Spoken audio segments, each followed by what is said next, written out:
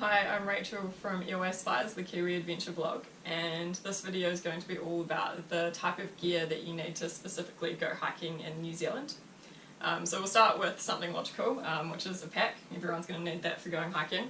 I use a 50 litre Macpac Serac, and this is a canvas pack. The reason I go for a 50 litre is that I'm usually going for an overnight to 2 to 3 days, in which case I can fit all of the gear I need for a hike that long in here, even if I'm tenting and carrying a bedroll and that sort of thing. If I'm going to be going for more than 4 days and I have to carry extra food, maybe extra water, a bit of extra clothing, then I might sneak up to a 65 or a 70 litre pack. I generally don't go over that, just because of my height. To go to a bigger pack, actually end up with a really long back panel and I end up with the pack sort of being over my head. So if you're a really tall guy, you might have that option of going up to an 80 or even a 90 litre pack, but you shouldn't really need that unless you're setting up base camp or going for over a week. When you're looking for a pack, obviously you want to think about what size you're going to need, and you also want to think about the size of the harness or the pack on you. So everyone's got a different length back, and a lot of packs come with an adjustable harness system. This one's actually fixed, but it's a woman's specific size, so that means the back panel's about the right length for my back, and it's also got a slightly wider hip belt, because most women have slightly wider hips than guys. A lot of packs will come with an adjustable back panel, so you can move the shoulder straps up and down a little bit to get a really perfect fit for your back. And that's something you should look at when you're buying the pack in store, and make sure that someone's helping fit the pack to you with some weight in it, so you know that it's going to be set up all ready for you to go once you get hiking. One of the other things you want to look at when you're buying a pack is whether or not you want to go canvas or synthetic. This is a canvas pack, which means that it's really durable. I can go bush bashing through, really sharp objects, trees, bushes, that sort of thing, and the pack's not going to get damaged, or it's pretty hard to damage it. It also means the material itself is quite water resistant. I don't tend to use a pack cover with this pack. I just use a pack liner and some dry bags on the inside, because mostly a bit of light rain will just bead off the fabric. Canvas is a bit heavier than synthetic, so if you really want to go lightweight, you're probably not going to be bush bashing as much as walking on reasonably open trails. Then go for a synthetic pack. You'll need a pack cover, a rain cover to go with it, because they're not so good at being waterproof by themselves. But not having that extra weight obviously means that it's a bit more comfortable to move with. So talking about pack liners, it rains a lot in New Zealand. Even when it says it's not going to rain, sometimes it will rain. So it's a given that you're going to need some sort of pack liner to protect your gear. This is an ultralight pack liner from Macpac. It's pretty basic, and this one goes in up to an 80 litre pack, but I can still use it in my 50 litre and just roll down the top. I literally put this in my pack, shove all of my gear in there, roll up the top, and it's got a couple of fixtures and some Velcro at the top. And I know that all my gear is going to be waterproof even if I fall in a river or do something silly like that. One thing I do separately with my sleeping bag is I use this Cedar Summit dry bag. It's also a compression sack, which means it takes my reasonably large sleeping bag and condenses it down to a much smaller size, and also obviously going to keep it waterproof. This is quite nice in terms of being able to just drag your sleeping bag out of your pack and put it on the ground when you're sorting all of your gear out at the end of the day. You're not worried about your sleeping bag getting wet, and also you get the bonus of getting a bit of space saving in your pack. Okay, the next bit of kit I want to talk to you about is footwear. So I know it's quite common overseas for people to go hiking in either like a trail shoe or just a running shoe, which is great if you've got a really dry, well-groomed track. You're not going to find too many of those in New Zealand, so going for a proper boot with some high ankle support is a really good place to start. This is a really sturdy boot. It's a Salewa Mountain Trainer Mid. It's got a full rand on it. You don't need to go for something necessarily this rugged, but having something that's waterproof is pretty ideal because we have really wet and muddy tracks in most parts of the country. Having something with a good amount of grip on the sole also helps with those muddy conditions, or if you're going to be on really uneven and rocky surfaces. I've managed to wear these down quite a lot in the last couple of years just for that particular reason, but they've still done okay. Okay, to go with your boots, you're obviously going to need some socks. I tend to go for a slightly thicker wool sock, just because the fit with my boots is really good.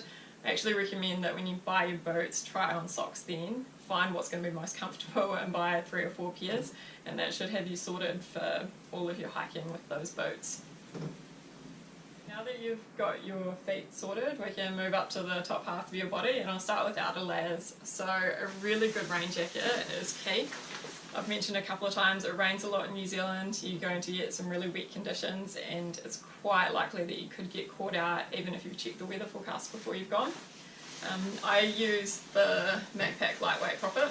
So this is a mountaineering jacket and it's 20,000 hydrostatic head. That's really waterproof and really breathable. Not everyone needs something this waterproof. I think if you aim for 8 to 10,000 hydrostatic head, you're going to be pretty much okay for most hiking trips in New Zealand. And if you look on the inside of your jacket before you buy it, you want to check that all of these inside seams are tape sealed. So you should be able to see under the arms and on the back of the jacket, all of these seams here have got taping across them. The fabric itself is the jacket's only as waterproof as the fabric plus that seam taping, so you want to make sure that you've got both covered in a good jacket. You also want to think about the length of the jacket. This one's quite short. It means I can wear it quite comfortably with a harness. If you're not needing a jacket that's also going to be useful for climbing, you can go for a slightly longer cut, and that's going to keep that top part of your legs dry. This one's also got a stiffened peak, which is quite nice. It just means that it sits sort of overlapping the top of my head and stops the rain coming down my face, running down my neck, and then getting that top part of my shoulders wet, which is really annoying when you think the rest of the jacket's already covering you. This jacket's also got some reinforcing just around the shoulders here. It means that where you've got any rubbing or friction where your pack straps might be, that material is just a bit more durable and it's not going to wear through as quickly as the lighter fabric of the rest of the jacket. So it's a nice feature to look for when you're buying something you're going to be wearing whilst you're carrying quite a bit of weight in a pack. One of the other things that you need to consider is actually keeping your legs dry. I don't often wear a waterproof pant when I'm walking, but if the rain does get torrential or if I'm planning a trip where I'm going out and I know it's going to rain, I definitely put in a waterproof pant. You don't need quite as much waterproofness. I think 5,000 hydrostatic head is plenty because you don't really have any rubbing or pressure like the pack on your jacket with your pants, so you can get away with it being a little bit less in terms of the waterproofness. Okay, now that you've got your waterproof hard shell layers sorted, you need to think about the layering system you're going to use underneath. I won't go into this in too much detail because it's probably its own video, because there's a lot you can talk about there, but just quickly, what I would normally wear is a moisture wicking t-shirt, so something that's not cotton, but that's going to wick moisture away from my body. Nice to wear during the day just by itself, or something I can layer up when it gets colder. I always travel with a top and bottom base layer. I've actually got a merino base layer just because it's got a bit of stretch in it and they're quite comfortable to wear under my pants, and then I just wear a actually relatively cheap synthetic thermal upper layer, and this one's just got a bit of length to it, which is nice because it means I can tuck it in and sort of keep my lower back nice and warm when I'm walking. On top of those base layers you're going to need a mid layer. Now you can go merino or synthetic, same with your base layers, you can go merino or synthetic. Merino's got some great odour control properties. It's really good at keeping you warm when it's wet. Once it does get wet, it's a bit harder to dry than a synthetic, and it can be a bit heavy as well. So whilst I'm good with having merino base layers, I tend to go for a synthetic mid layer.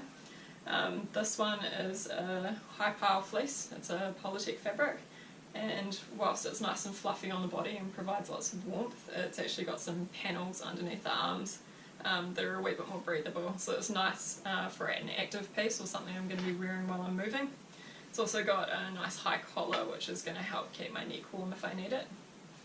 On top of this I also carry a Primaloft jacket. Now Primaloft is a really cool material. If you haven't heard of it before, you should look it up.